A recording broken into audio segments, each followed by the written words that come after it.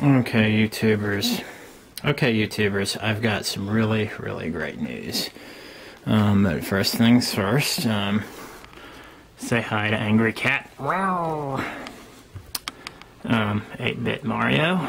I made him myself, inspired by some 3D sprite art I did in 3D Dot Heroes, and the 8-bit lit question block lamp from 8-bit lit Kickstarter.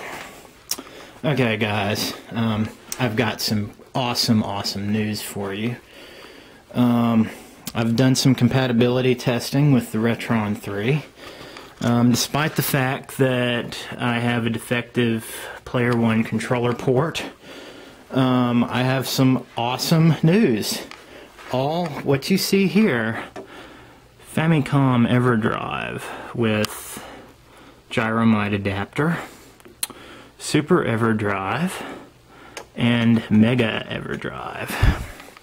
Let's see if these bad boys work.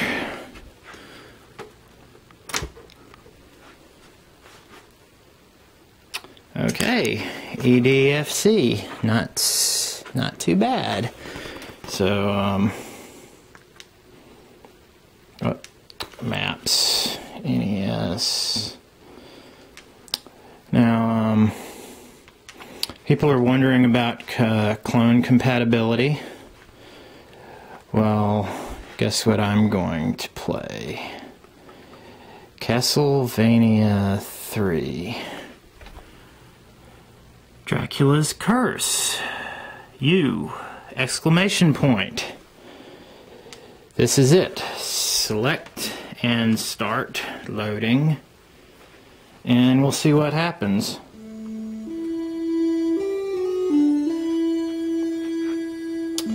It works, my friends.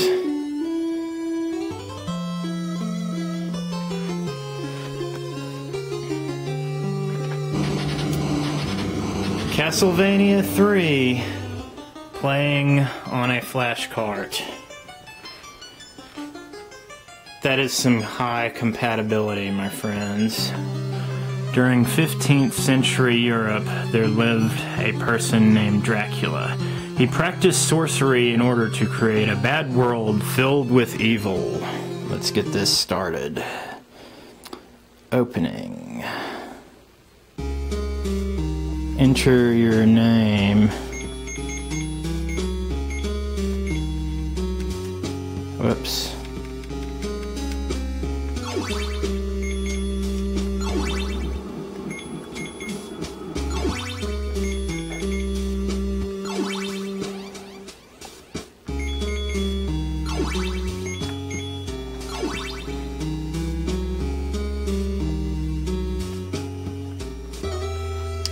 And here is the opening sequence where most clones barf if they haven't already.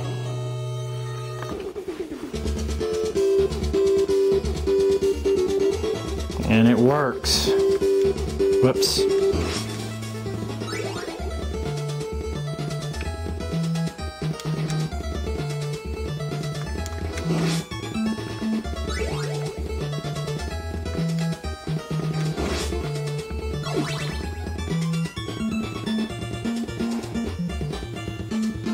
It's all there, folks.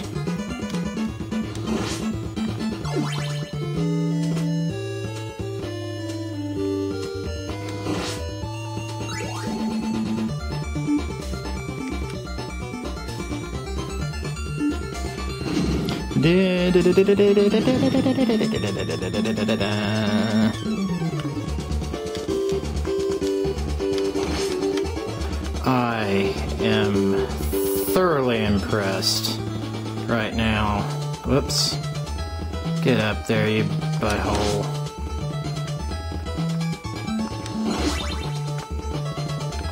This sucks one-handed. Anyway, I think I've proven my point. Castlevania 3 running on a flash card. Next up, Super Everdrive.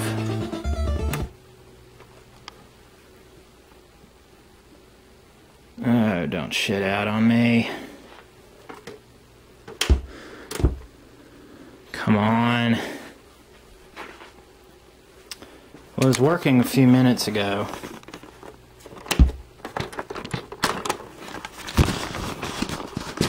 I hate doing this. Oh, crappy carts.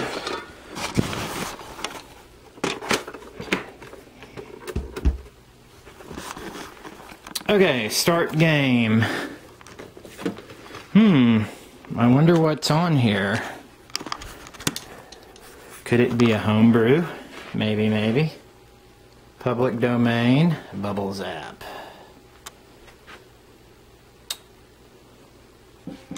Classic Kong, baby. Press start. Do do do do do do do do do do.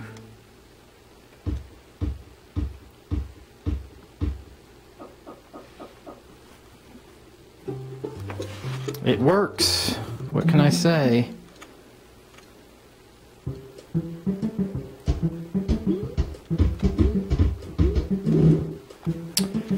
And next we have Genesis.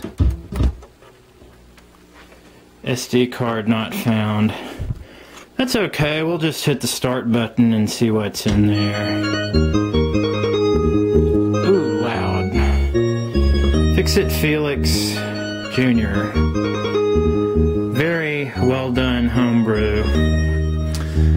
For those that may not be familiar, Fix-It Felix was a fictional arcade game that was the center point of the movie Wreck-It Ralph. Wreck-It Ralph is the villain, which we're about to see. Here he is sleeping in his little hole.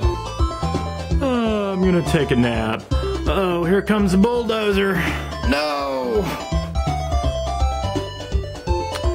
And they're pushing it into the dump. Hey, you moved my stump. And up comes the building. Wreck-It Ralph, full of arcade nostalgia. If you haven't seen the movie yet, I highly recommend it. I'm gonna wreck it! I'm gonna wreck it!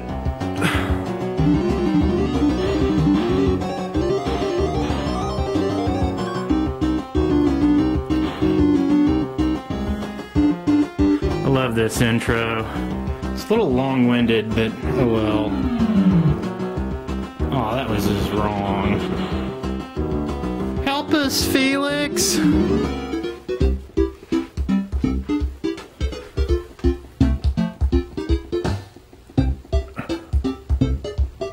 I can fix it! I can fix it!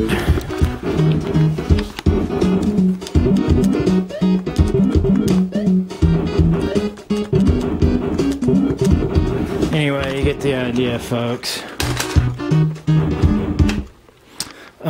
Before I sign off, I just want to let you guys in. Retrobit customer support is awesome. They are sending me, they saw my review video, they saw the messed up NES controller port. They're shipping me a new unit. FedEx 2-day delivery. It should be arriving sometime today, and hopefully that controller port won't be loose and jiggly and not working right. So there you have it. 3 flash drives, all of them work. As much as I love the PowerPak, sorry, can't win them all. Virtua Racing, busted. That doesn't work either. Kirby Superstar. I'm not going to put it in right now, but I can tell you it does work. I have a couple of different SA1 games.